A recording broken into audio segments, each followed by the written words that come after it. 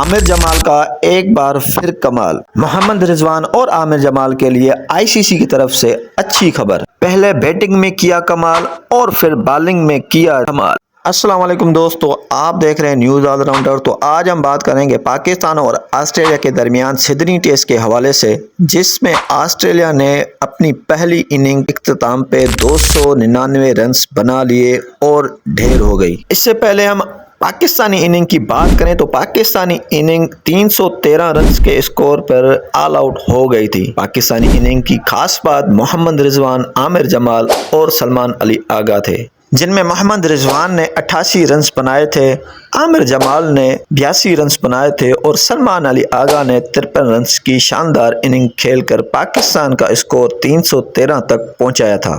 Australian inning کی بات کریں تو آسٹریلین اننگ میں مارنش لیویشن 60 رنز کے ساتھ نمایاں رہے اور ان کے ساتھ مچل مارش نے 54 رنز کی شاندار اننگ کھیل کر آسٹریلیا کو 299 رنز تک پہنچایا۔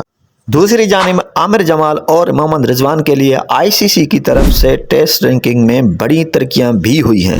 اگر ہم پاکستان کی دوسری اننگ کی بات کریں تو اب سے کچھ دیر پہلے پاکستان نے دوسری اننگ کا آغاز کیا ہے اور پاکستان کے 2 کھلاڑی پویلین کو لوٹ چکے ہیں، جن میں عبداللہ شفیق اور کپتان شان مسعود بھی شامل ہے۔